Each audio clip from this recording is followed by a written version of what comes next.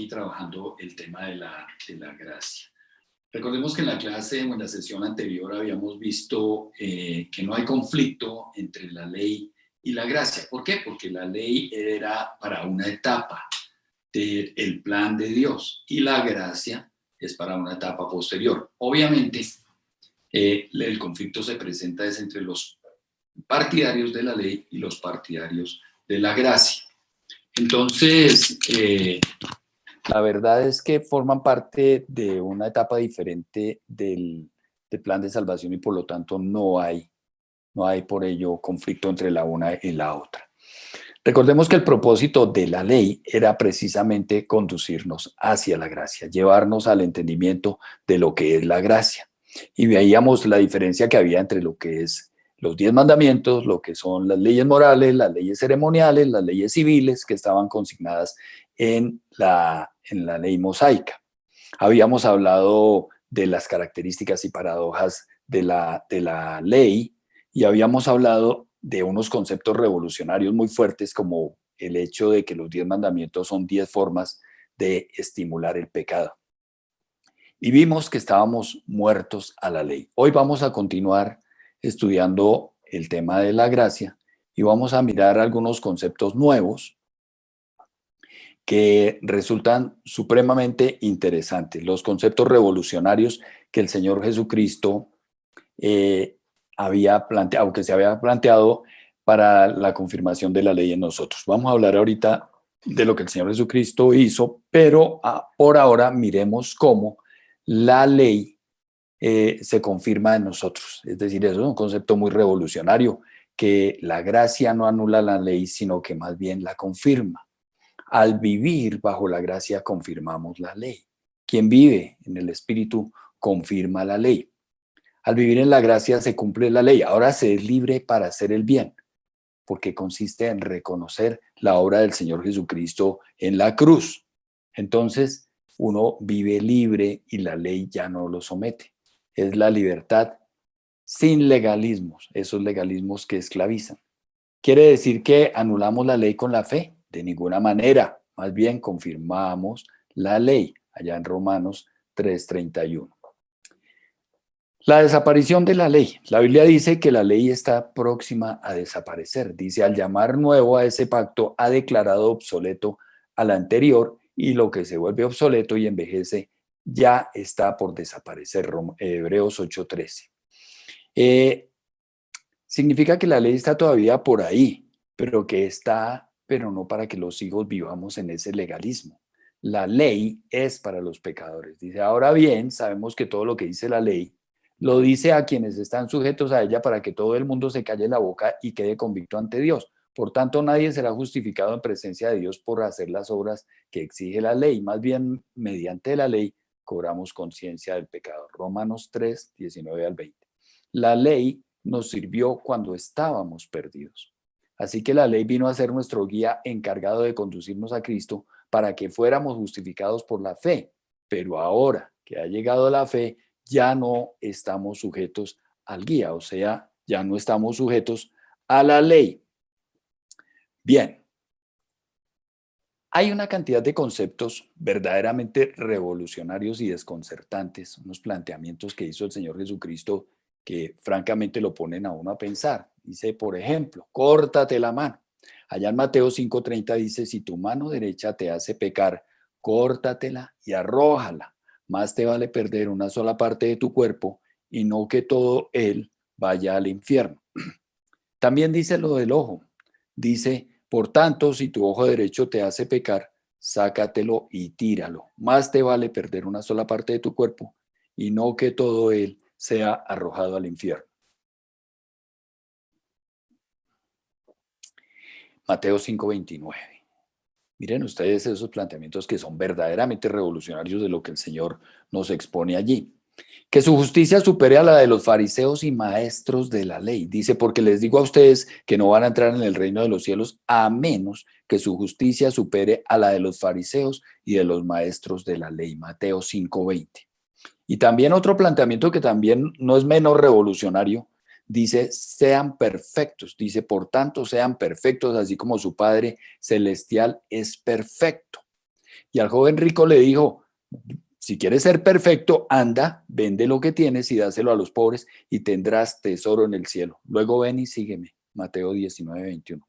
Miren ustedes unos planteamientos verdaderamente revolucionarios que hacía el Señor Jesucristo y que nos pone a pensar. Y vamos a mirar unos más fuertes aún, como estos.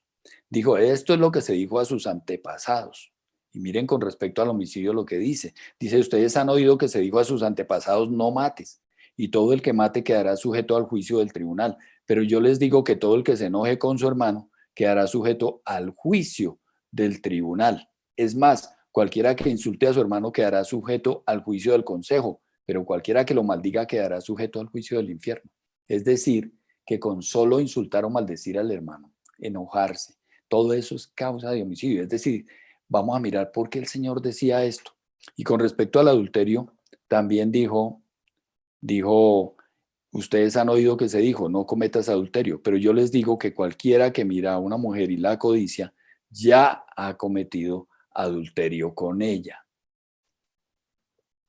Bien, entonces, miren ustedes que el Señor como que hace ver las cosas de otra forma, nos lleva a entender lo que es la ley. Dice, todo el que infrinja uno solo de estos mandamientos, por pequeño que sea, y enseña a otros a hacer lo mismo, será considerado el más pequeño en el reino de los cielos. Pero el que los practique y enseñe será considerado grande en el reino de los cielos. Y con este planteamiento, como dice ahí la frase, el Señor nos puso fin a cualquier esperanza o sueño de ser grande en el reino de los cielos. Cuando el Señor hace estos planteamientos, pues a uno lo que le surgen son una serie de preguntas, genera desconcierto. Entonces, tenemos que tener en cuenta que el Señor dijo, esto fue dicho a sus antepasados, y se refería precisamente al Antiguo Testamento, al pasado. Entonces la pregunta es, ¿debemos regresar a la ley? ¿El alcance de la ley es mayor de lo que pensábamos? ¿Estaba subiendo la norma? ¿Estaba revelando el verdadero significado de la ley? ¿Qué era lo que el Señor estaba haciendo cuando hacía estos planteamientos? Cuando Él decía, mire, no es simplemente que a usted no lo sorprendan en adulterio, es que usted, si usted ya codició a una mujer en su corazón, ya adulteró con ella. O sea, el Señor lo que está llevando es la norma al verdadero entendimiento, a la verdadera comprensión, a la verdadera claridad de lo que es realmente el significado, el sentido de la ley. Entonces, no es simplemente que no se deje sorprender en adulterio, sino que también eh, vaya más allá. No es solamente el cumplimiento de una norma, es lo que hay detrás de ella, es lo que significa, es decir, pretender cumplir la ley a cabalidad como lo pretendemos a veces nosotros los hombres, pues es absurdo porque no vamos a poder cumplir la ley. Sí, él lo que nos está explicando allí es el verdadero alcance de la ley. ¿Qué es lo que realmente implica esa ley? Realmente lo que significa es que nosotros no la podemos cumplir. Entonces nos está mostrando lo imposible que es cumplir la ley y que Él es el único camino, porque no se trata simplemente de que no nos dejemos coger en adulterio. Es que nosotros, la persona que se ciñe realmente a la ley, como lo está diciendo el Señor Jesucristo, no la puede cumplir. Y si alguien se ciñe a la ley pretendiendo simplemente cumplir la norma, pues está orando muy mal, porque mientras yo no me deje sorprender en adulterio, puedo estar en adulterio. Entonces, no es simplemente eso. El Señor lo que le estaba mostrando a ellos es el verdadero alcance de la ley y la imposibilidad de cumplirla. Por eso generaban desconcierto sus planteamientos. Y claro, más a los fariseos que estaban acostumbrados a imponerle la carga a los demás, pero ellos mismos no cumplirla. El apóstol Pablo también estaba con el mismo enfoque revolucionario. Dice, porque Dios no considera justos a los que oyen la ley, sino a los que la cumplen. Romanos 2:13. Entonces, pues no vamos a poder ser justos nunca. Y luego más adelante Romanos concluye, nadie será justificado en presencia de Dios por hacer las obras que exige la ley. Romanos 3:19. No podemos santificarnos a nosotros mismos. El objetivo de la ley es solamente guiar a la humanidad a Cristo. Por eso fue necesaria la cruz. Entonces nosotros no podemos en pleno siglo XXI todavía estar pretendiendo cumplir la ley, no la podemos cumplir, mucho menos ponernos a aplicarnos a la celebración de fiestas judías que a nosotros no nos quedan, que no nos competen. Nosotros somos la iglesia de Cristo. Nosotros no tenemos por qué estar practicando legalismos ni viviendo bajo los parámetros de la ley. Es un profundo deseo que tenemos nosotros de tratar de ayudarle al Señor, de pagarle de alguna manera, y ahorita vamos a hablar un poco de ese concepto, de estar pagando. Pero cuando uno mira estas cosas desde el verdadero enfoque que el Señor Jesucristo nos estaba dando y que con sus conceptos revolucionarios trastocó el pensamiento de la época y lo sigue trastocando cada día más, vemos que empieza a tener sentido. Jesús, realmente Él es el puente entre el Antiguo y el Nuevo Testamento, entre la ley y la gracia. Y la obra del Señor Jesucristo pues consiste en eso, en sacarnos de la condenación. La orden que dio a sus discípulos es esta, enseñándoles a obedecer a todo lo que les he mandado a ustedes, Mateo 28:20. Y consideramos que con toda seguridad los discípulos le obedecieron. Y el resultado se ve en las epístolas. Si ustedes se dan cuenta, las epístolas del apóstol Pablo, todas comienzan con tres expresiones muy grandes. Dice que el amor de Dios, la gracia del Señor Jesucristo y la comunión del Espíritu Santo esté siempre con ustedes. Esto es gracia. Eso es el nuevo rumbo al cual nosotros hemos sido llamados, la nueva dimensión de nuestra relación con el Señor a través de la comunión por medio del Espíritu Santo. ¿Cómo? Habiendo sido aceptados por la obra que hizo el Señor Jesucristo en la cruz. Recuerden que Él nos suplantó, Él asumió, cargó con nuestros pecados. Entonces, con toda seguridad que lo que están enseñando, lo que enseñaron los apóstoles fue obediencia al Señor Jesucristo y por lo tanto predicaron de la gracia. Si ustedes miran las cartas del apóstol Pablo, saluda y se despide siempre hablando de la gracia. Y que entendamos que cualquier intento nuestro por pretender ser perfectos es inútil. El Señor cuando dijo sean perfectos no es que nos está exigiendo que seamos perfectos, es que no lo podemos ser. Es para que nos demos cuenta que es imposible cumplir la ley. Satanás robó nuestra identidad en el Edén y por eso es que la única forma que existe de que nosotros podamos ser restaurados es naciendo de nuevo. Por eso la Escritura plantea nuestro nuevo nacimiento. Y el Señor Jesucristo empieza a hacer una serie de planteamientos nuevos, revolucionarios. Y en estos días que yo trabajaba, esta tarde estaba mirando, saqué un listado como de unas 100 directrices del Señor, perdón, como unas 30 directrices del Señor acerca de una cantidad de conceptos.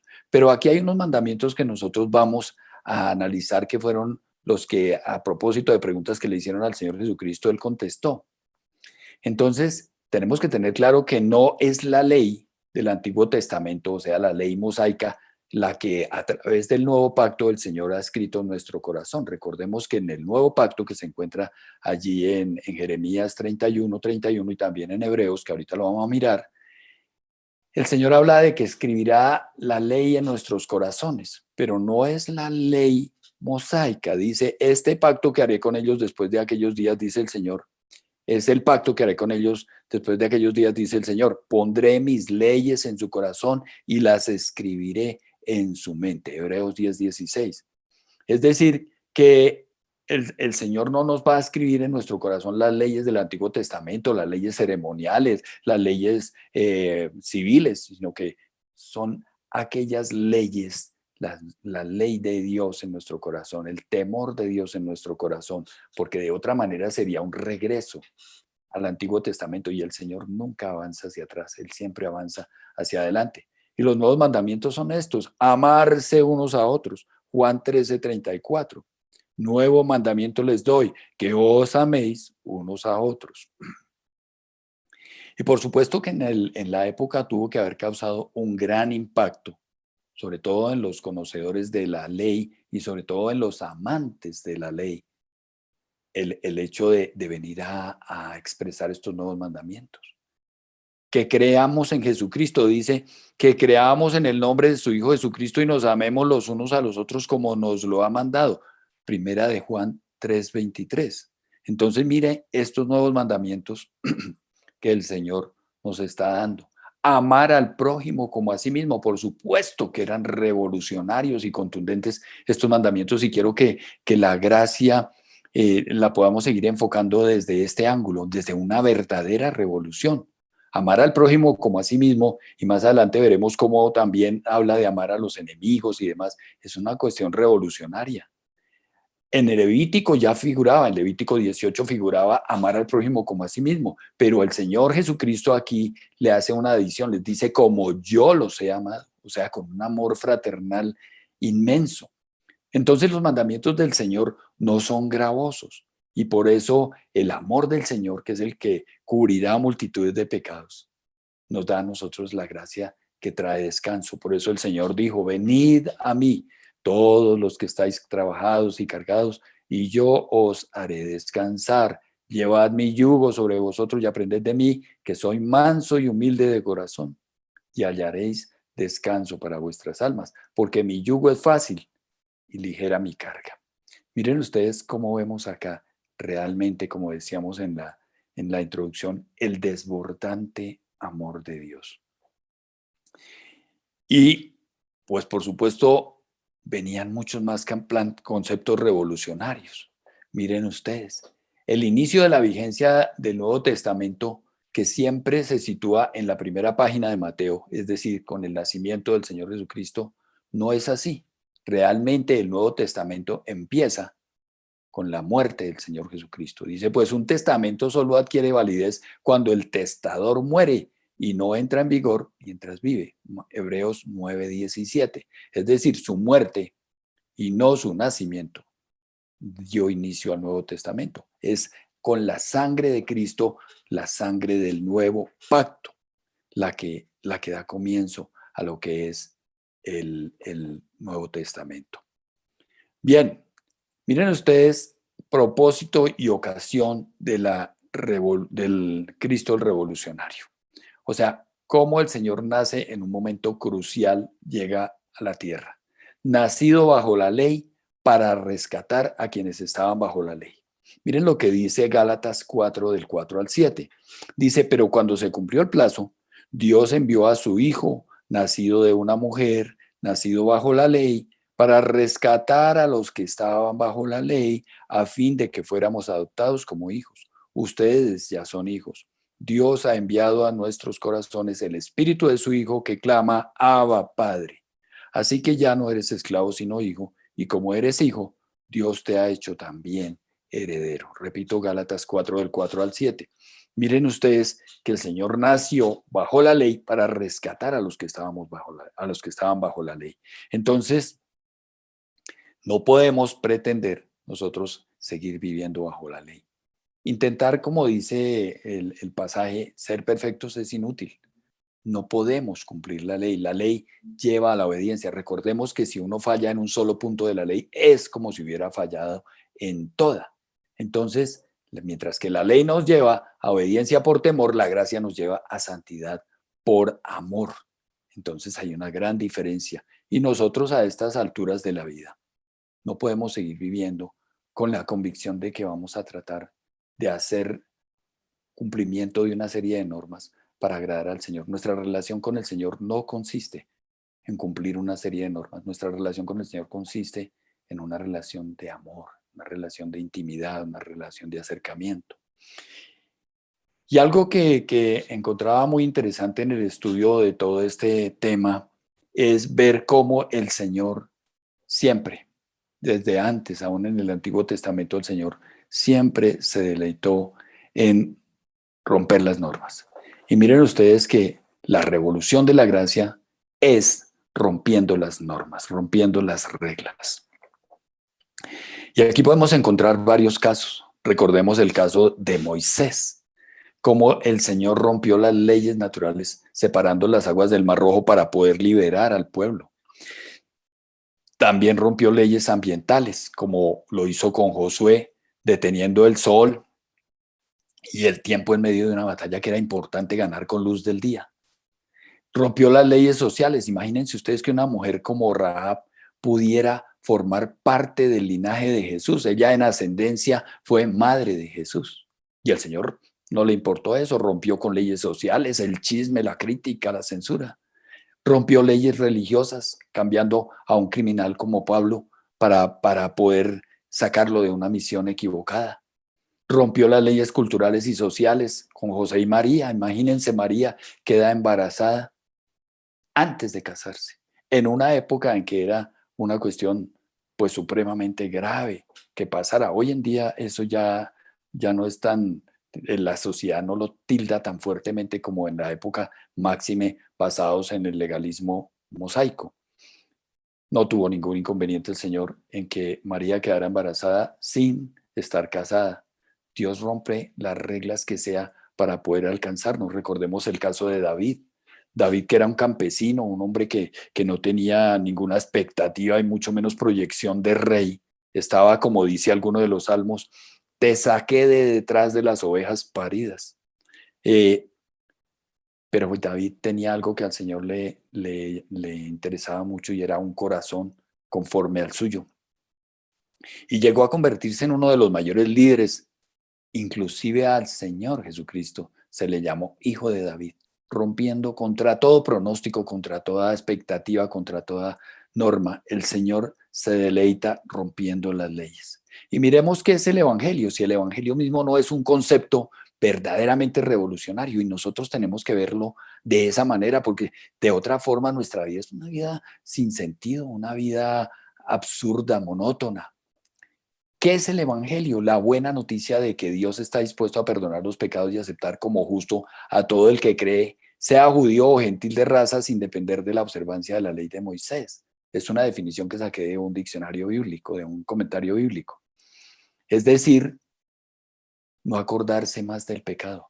Eso es romper las reglas. Eso es revolucionario. Es la justificación por la fe, no por las leyes. Entonces miren ustedes que el Evangelio mismo es una verdadera revolución. Y claro, el Señor Jesucristo, cuando empezó a meterse en medio de las circunstancias del pueblo, quedó en el ojo del huracán. ¿Por qué? Porque en ese momento estaba anunciado proféticamente la venida de un Mesías, de un líder. Y por supuesto, muchísima gente tendría expectativas de un líder guerrero, de un líder que manejara ejércitos, que fuera capaz de venir a vencer al imperialismo romano, capaz de doblegar a todos esos fariseos, saduceos y demás que los tenían sometidos, romper las barreras impuestas por la tiranía farisea entre Dios y el hombre. Y fíjense ustedes, me gusta expresarlo de esa manera, la tiranía farisea, porque es lenguaje revolucionario y eso es realmente lo que vino a hacer el Señor. Y el Señor no ha cambiado, el Señor sigue rompiendo esquemas, rompiendo reglas. ¿Y cuál es el objetivo entonces de esta revolución? Pues romper la brecha impuesta entre Dios y el hombre. ¿Impuesta por quién? Por el legalismo. Y Jesús siempre está rompiendo las reglas. Por supuesto, cuando el Señor se pone a romper las reglas y en medio de un mundo tan legalista, pues el Señor Jesucristo vino a ser protagonista de muchos escándalos. ¿Por qué? Porque el Señor rompió con los convencionalismos sociales. Vino a promover la mayor libertad. ¿Cuál es la mayor libertad? La mayor libertad es la libertad de no tener que demostrarle a nadie, de no tener que hacer obras, de no tener que hacer cosas para agradar a nadie, mucho menos al Señor, o al Señor y mucho menos a los demás. Entonces, esa libertad de no tener que demostrarle nada a nadie es la libertad más grande que uno pueda encontrar. Y por supuesto el Señor empieza a desconocer esas observancias de lavarse las manos antes de comer. Recordemos que esas normas fueron exageradas por los fariseos y por los saduceos y alteradas. Y por eso cuando el Señor Jesucristo se sentaba a comer, lo criticaban porque no se bañaba las manos. Pero es que esas normas fueron alteradas. Había otra norma que se llamaba la norma del Corbán, que era una norma que también obligaba a sacar, a quitar, a expropiar a las personas. Entonces, esa norma también fue quitada, fue cancelada, fue eliminada. ¿Cómo era el Corbán? El Corbán lo que hacía era que por medio de una intervención de un fariseo o de uno de los líderes religiosos, básicamente de los líderes religiosos, decían, no, tu propiedad es corbán, es decir, tu propiedad está consagrada ahora a Dios. Y en consecuencia, pues esa propiedad te la vamos a quitar. Y entonces, lo que está pasando ahorita en países como Venezuela, expropian directamente y sin mayor contemplación las propiedades de la gente, se las quitan. Y eso ya lo hacían en esa época, porque ese corbán que ellos llamaban era quitarle las propiedades a la gente. Y por eso los fariseos estaban tan contentos, porque ellos tenían pues toda la ley a su favor. El Señor Jesucristo rompió con todo eso y por supuesto fue protagonista de unos grandes escándalos. No había que tocar a los inmundos y eso era ley mosaica. Los inmundos eran los que tenían alguna enfermedad grave, alguna enfermedad terminal o contagiosa. Él los tocó. No hizo discriminaciones sociales, hablaba con todos, con los pobres, con los marginados, con los despreciados. El Señor nunca entró en ese tipo de concesiones y acepciones de personas, ¿no? El Señor no hacía eso. Entonces, por supuesto que el Señor sí fue protagonista de escándalos. Miren ustedes que el Señor también acogió a los paganos, a los no judíos, conversaba con prostitutas, fue a cenar con Zaqueo, daba oportunidad a todos. Recibió a Judas Iscariote sabiendo que era un ladrón. Él sabía lo que iba a pasar con Judas y sin embargo lo recibió, sin embargo lo aceptó en su grupo, rompió con todos los paradigmas sociales de la época, permitió que las mujeres lo acompañaran. Por ejemplo, que en esa cultura machista eso era terrible. Y dijo, no he venido a llamar a los justos, sino a los pecadores, porque estos son los que tienen necesidad de médico. El Señor no se puso con miramientos, con eso permitió todo lo que la ley social y las leyes mosaicas rechazaban o condenaban. Y miren ustedes, hay un pasaje en el que él hace una aseveración que es contundente. Dice, publicanos y rameras, adelante. Líderes religiosos, atrás. De esa manera lo planteó. ¿Por qué? Porque como estas personas, los publicanos y las rameras, no tenían ningún valor social, realmente no tenían nada que perder y por eso era que estaban más abiertos a recibir y a vivir el mensaje del Señor Jesucristo. En cambio, los fariseos estaban muy cómodos, gozaban de buena reputación y además creían tener a Dios de su lado.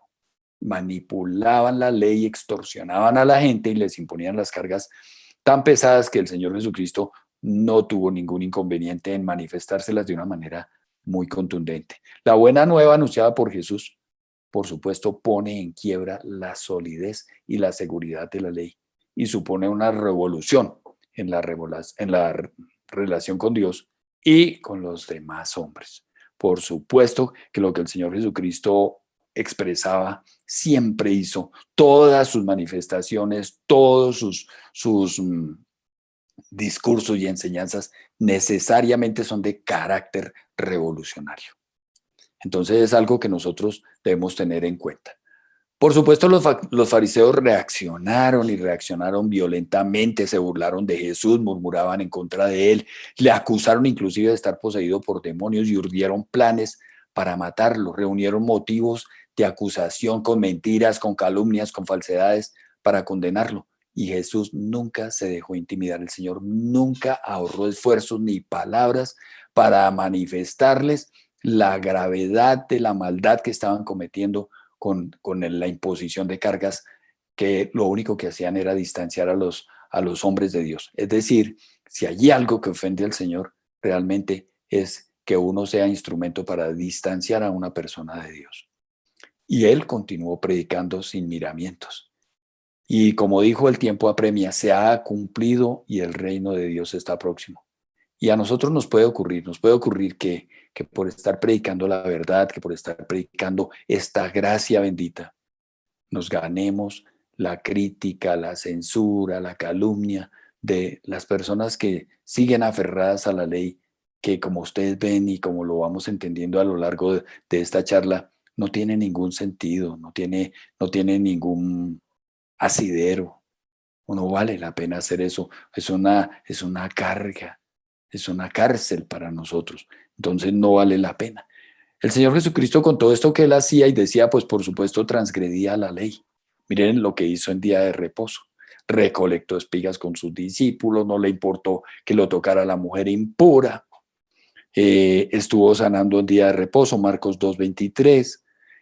No, lo de la mujer impura está en Marcos 5:21. Expulsó un espíritu maligno de un hombre, Marcos 1:21. Sanó a la suegra de Pedro. Algunos dicen jocosamente que el Señor Jesucristo no quería a Pedro y por eso le sanó la suegra, pero es un chiste. Sanó al hombre que tenía la mano paralizada, Mateo 12:9. Sanó al paralítico en el estanque de Betesda, Juan 5:1. Sanó a una mujer encorvada, Lucas 13:10. Sanó a un hombre hidrópico, Lucas 14:1. Sanó a un hombre ciego de nacimiento, Juan 9, del 1 al 7. Y siguió transgrediendo la ley de muchas formas, de varias formas. Se acercó a los leprosos. No hizo que ayunaran sus discípulos. Este tema del ayuno, al Señor Jesucristo un día se lo preguntaron con la doble intención y con el propósito de hacerlo caer. ¿Y por qué tus discípulos no ayunan y no cumplen con el ayuno? Y el Señor les dijo, ellos no ayunan porque el novio está con ellos, pero vendrá el día en que el novio les será quitado. Entonces ayunarán. Y con eso nos enseñó que el ayuno no es un arma para obligar a Dios, para lograr que nos conceda lo que le pedimos. Como mucha gente cree que el ayuno es para sacarle a las malas el favor a Dios, para lograr que si no quiere hacerlo, porque vivimos con la convicción de que Dios no quiere hacer las cosas, obligarlo a hacerlo. No, el ayuno es para intimidad con Dios. El ayuno es para acercamiento, para unidad. Ahora, como consecuencia de ese acercamiento, muchas cosas pasan, es otra cosa, pero no podemos coger el ayuno como si fuera un instrumento para obligar a Dios, para torcerle el brazo al Señor.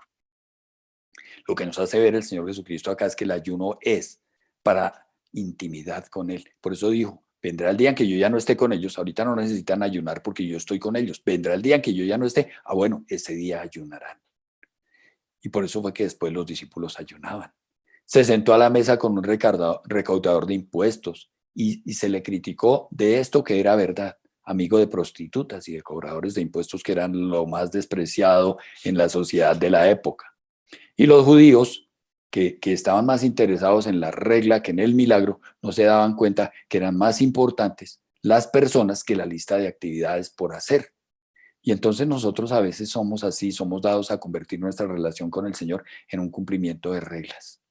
Pero ¿cómo podemos cumplir la ley? La única forma en que nosotros podemos cumplir la ley es rindiéndonos al Espíritu Santo. ¿Por qué? Porque ya la ley que nos rige es la ley del amor. Y entonces de esa manera nosotros somos aceptos ante el Señor y no porque nosotros hagamos cosas. Y hablemos un poco del problema de la libertad. Hay una película que es muy conocida y a veces la suelen presentar aquí en televisión que se llama Sueños de Libertad. Es una película en la que actúa ese conocido o reconocido actor Morgan Freeman. Es la historia de un hombre que fue llevado a la cárcel por haber cometido, porque se le culpó del homicidio de su esposa. Realmente el hombre no lo cometió.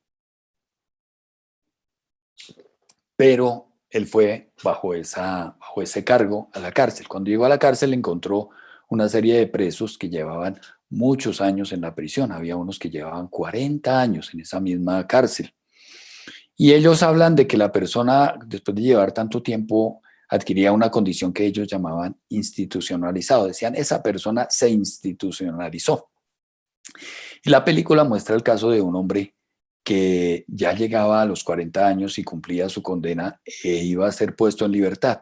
Cuando él supo que iba a ser puesto en libertad, la película muestra que el hombre, ya muy anciano, muy mayor, tomó a uno de los presos como rehén, lo apretó con su brazo del cuello y le puso un cuchillo y amenazó con matarlo. ¿Él qué quería? Él no quería salir libre. Él ya llevaba tantos años en esa cárcel que ya no la quería soltar. Y por eso tomó como rehén a ese hombre. Uno de los presos, el hombre que había sido condenado injustamente, comenzó a hablar con él y lo convenció de que lo soltara y finalmente lo liberó.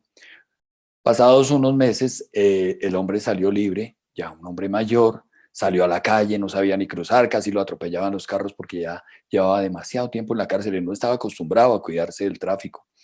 Y finalmente empezó a trabajar en un supermercado, empacando, y dormía en un hotel de tercera categoría, por allá muy mal. Finalmente llegó un día y se suicidó, se ahorcó. ¿Por qué? Porque ya no quería la libertad. La libertad era demasiado para él. Ya era una libertad que realmente le quedaba grande. Y eso es lo que nos suele pasar a nosotros a veces cuando vemos la libertad tan grande que es la gracia y nos aferramos a la ley, nos aferramos al pasado, a algo que ya no nos corresponde, que no nos conviene, porque la libertad que da el Señor Jesucristo es tan grande que podría llegar a incomodarnos. Entonces no podemos creer que tanta bendición sea cierta. No podemos creer que somos libres de toda deuda ante Dios, que somos aceptados incondicionalmente, no por hacer obras, que somos aceptados tal y como somos y que el Señor nos ve como si jamás hubiéramos pecado. ¿Cuándo? Porque la obra del Señor Jesucristo es tan perfecta, es tan grande, que el Señor nos ve como si jamás hubiéramos pecado, que nos ama aunque sabe que pecaremos después. Nos hace libres de la culpa y el miedo. ¿Por qué? Porque el Señor mira el corazón. El Señor no mira nuestras obras, mira el corazón. ¿Qué tan genuino es nuestro corazón? ¿Qué fue lo que nos movió al pecado? A veces las personas con las que he hablado me dicen, pero entonces yo ya puedo hacer lo que se me dé la gana. Pero es que si realmente tú has tenido un encuentro con el Señor, real y verdadero, lo que tú vas a querer hacer es el bien, es lo bueno. Entonces, sí, claro que tenemos la libertad, pero esa libertad a veces es tan grande que de pronto podría ser mucho para nosotros, nos puede quedar a nosotros un poco incómoda ejercerla. Aferrarnos a la ley es como estar libres y no querer salir de la celda, pero ahora hemos sido libres de la culpa y del miedo.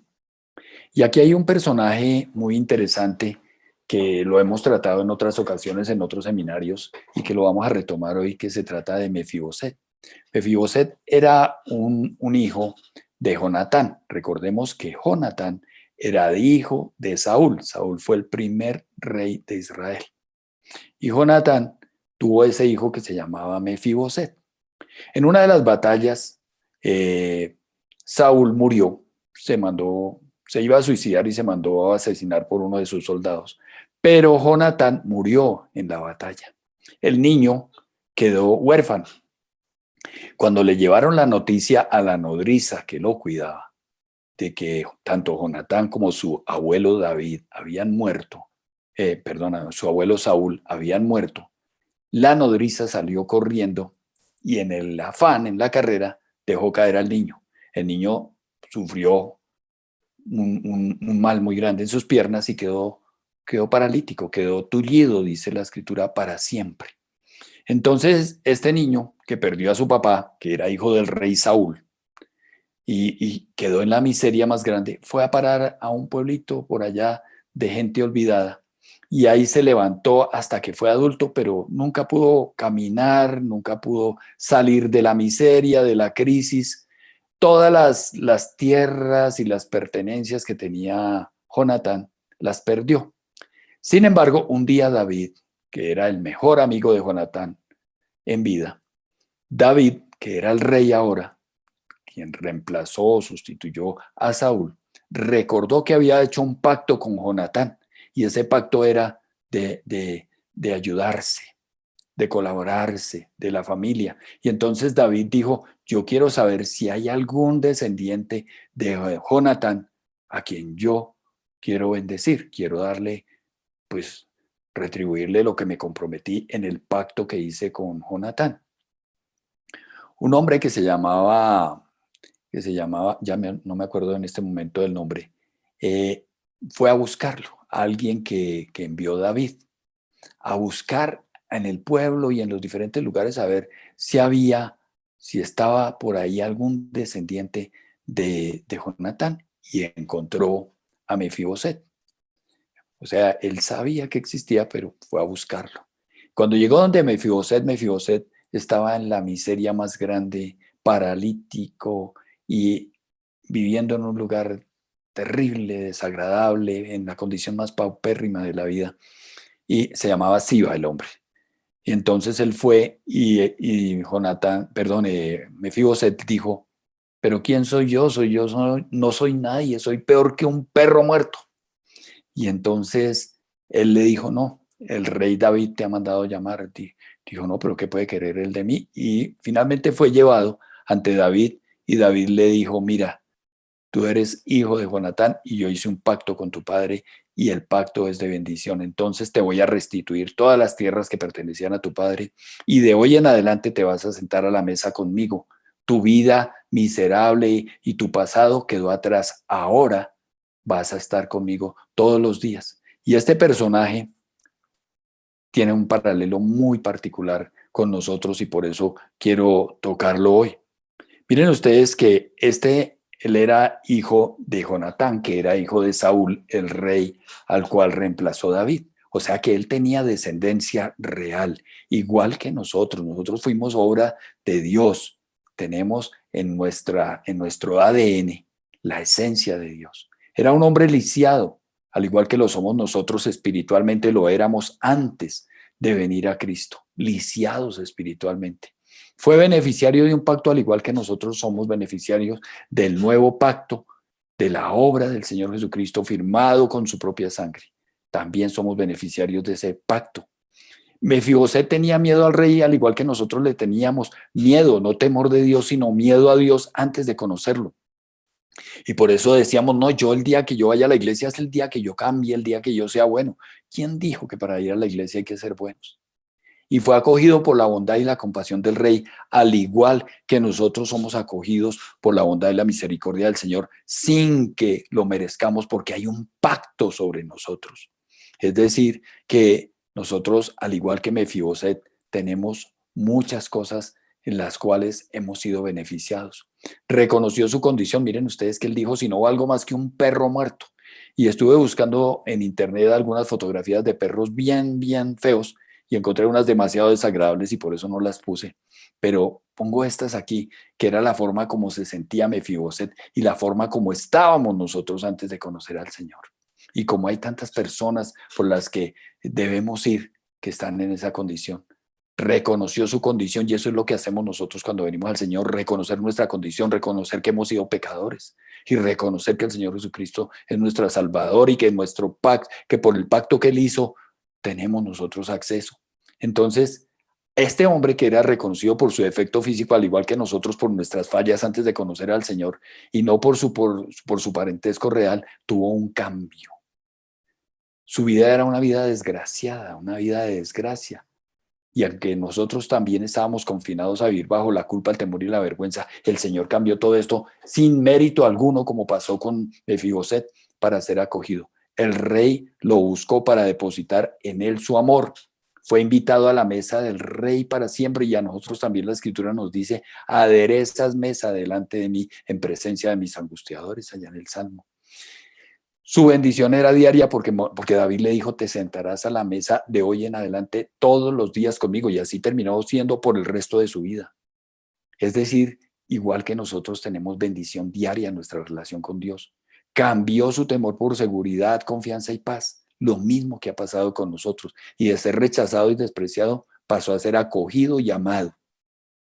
Y no se le exigió servidumbre, al igual que a nosotros el Señor nunca nos ha exigido servidumbre. Todos estos beneficios que uno ve en la vida de Mefiboset son beneficios de los que nosotros hoy día gozamos. Todo se le puso a su disposición y no fue tratado como hijastro, sino como verdadero hijo, al igual que lo hace el Señor con nosotros hoy día. Ya no hay hermanos medios, ni hijastros, ni padrastros, sino que todos somos recibidos como hijos muy amados por el Padre. Y vamos a ir terminando mirando un concepto que es el que nos hace a nosotros ir hacia la ley, al legalismo, y es la cultura de la deuda. Nosotros hemos sido levantados en esa cultura que acostumbrados a dar para recibir, a pagar por todo lo que queremos. Estamos enseñados a pagar, nos enseñan desde pequeñitos a ser muy cumplidos en los pagos. No estoy diciendo que eso esté mal, sino que eso genera en nosotros una cultura que nos hace tener una relación con Dios en la cual queremos pagarle, y por eso el legalismo. Nos han enseñado que los errores se pagan. Pagar nos puede tomar toda la vida. Ustedes saben que a veces se nos va la vida pagando un apartamento, pagando una casa. Y los que tienen varias casas y varios apartamentos, entonces compran más y compran fincas y compran carros, pero siempre hemos sido enseñados a pagar por todo, que así es la manera como adquirimos las cosas. Fuimos enseñados a ganarnos lo que recibimos. Y miren ustedes la reacción que tuvo Pedro cuando el momento del lavatorio de pies. También fue así, con esa cultura de la deuda. Y nosotros tenemos que romper con esa cultura de la deuda, y díganme ustedes si no es esto un concepto revolucionario. Se nos dificulta recibir, nos cuesta reconocer que necesitamos ser rescatados. Nos creemos a veces autosuficientes, se nos dificulta recibir la gracia. Y hay estas frases, yo las he escuchado: Dios ha hecho mucho por ti, ¿qué vas a hacer a cambio? Como si nosotros pudiéramos pagarle al Señor de alguna manera. Querer devolverle o pagarle a Dios es un absurdo, es religiosidad, es legalismo. Y miren lo que dice la palabra: antes de recibir esa circuncisión, ustedes estaban muertos en sus pecados. Sin embargo, Dios nos dio vida en unión con Cristo al perdonarnos todos los pecados y anular la deuda que teníamos pendiente por los requisitos de la ley. Él anuló esa deuda que nos era adversa, clavándola en la cruz. Desarmó a los poderes y a las potestades, y por medio de Cristo los humilló en público al exhibirlos en su desfile triunfal. La obra del Señor Jesucristo nos liberó de la deuda, porque lo que nosotros teníamos que pagar lo pagó Él. Nosotros estamos libres de ese concepto de la deuda y vivimos bajo ese criterio. Y yo hoy pues quiero comentarles a ustedes que ha sido un verdadero deleite para mí estar estudiando estos temas. Cada vez que voy conociendo nuevas cosas, voy aprendiendo más, y al igual que ustedes también tengo que ir cambiando muchas cosas, porque todavía tengo un concepto demasiado religioso. Yo creo que se nos va toda la vida liberándonos de esa religiosidad y de esa falsa relación que a veces nosotros pretendemos tener con el Señor. Se nos va la vida entera. Pero tenemos que ir dejando atrás conceptos y ver con la emoción que tiene la vida, el planteamiento revolucionario del Señor Jesucristo, las nuevas expectativas, los planes, los proyectos que Dios tiene con cada uno, la realización. Quiero ver realizada en mi propia vida las cosas y los planes y anhelos que el Señor tiene para con cada uno de nosotros, particularmente para con mi vida. Y vamos a dejar hasta ahí por el día de hoy. Les agradezco su atención y espero que estos conceptos y estos criterios vayan transformando su vida, así como va transformando la mía, y sigamos en ese proceso de crecimiento y proyección en el Señor. Muchas gracias a todos y muchas bendiciones.